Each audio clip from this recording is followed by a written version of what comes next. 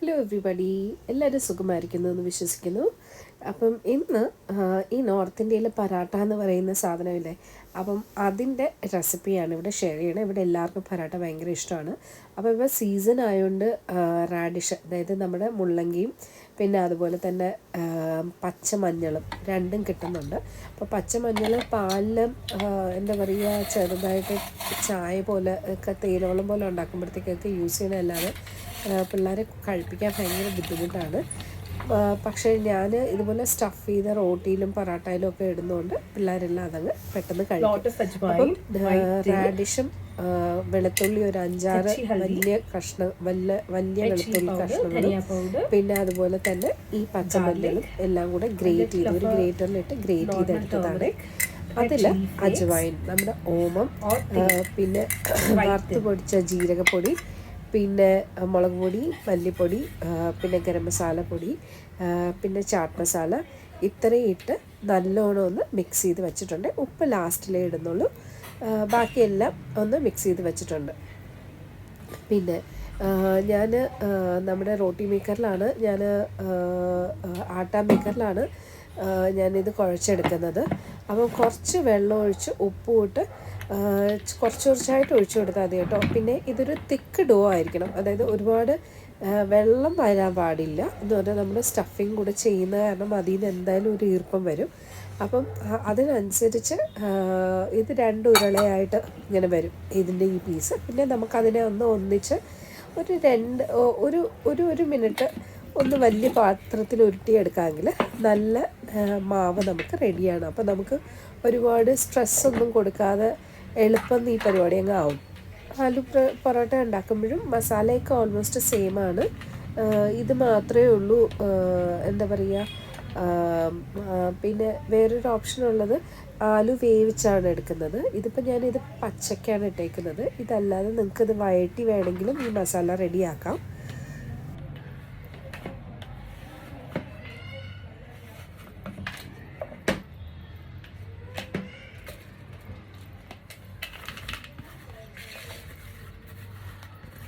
ഞങ്ങളുടെ വീട്ടിൽ കേരളത്തിലെ ഭക്ഷണ രീതിയും ഉണ്ട്. ഉച്ചയ്ക്കും രാവിലെയൊക്കെ മിക്കവാറും കേരളത്തിലേക്ക് ഭക്ഷണ രീതിയാണ് ദോശ, പുട്ട്, ഇടിയപ്പം.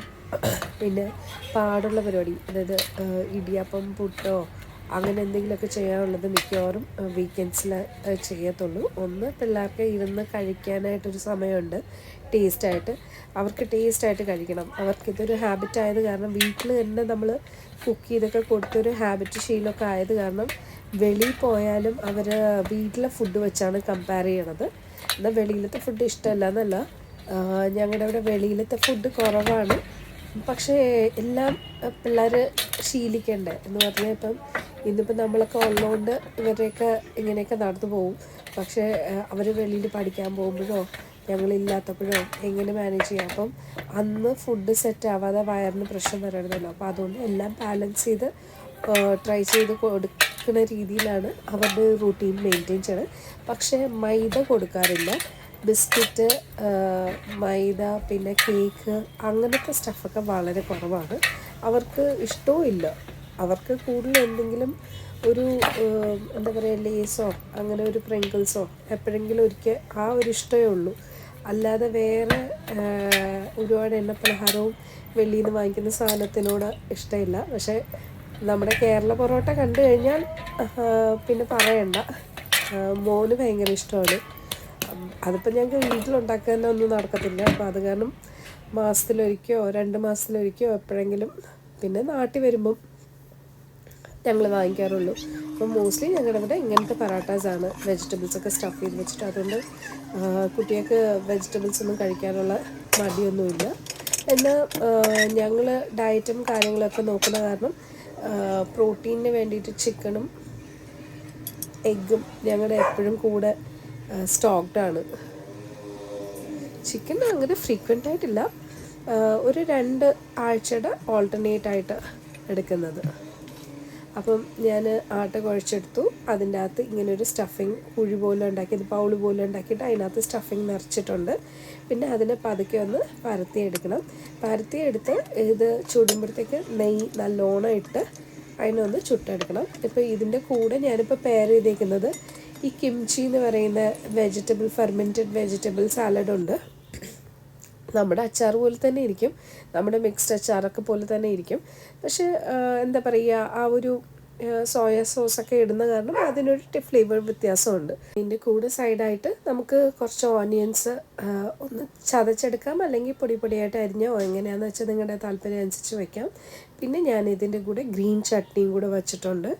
യൂഷ്വലി കേർഡാണ്, ദഹി മാത്രം മതി, ഇവർക്ക് കട്ട തൈര് മാത്രം മതി. പക്ഷേ ഇപ്പോൾ തണുപ്പായത് കാരണം ഞാൻ അതെടുത്തിട്ടില്ല. ഇതെല്ലാം ഒരു ഇച്ചിരി സ്പൈസപ്പ് ആവുന്ന സാധനങ്ങളാണ്. സോ നിങ്ങൾക്ക് ഞങ്ങളുടെ പൊറോട്ട മേക്കിംഗ് ഇഷ്ടമായെന്ന് വിചാരിക്കുന്നു. Do try it out and until next recipe, take care, by.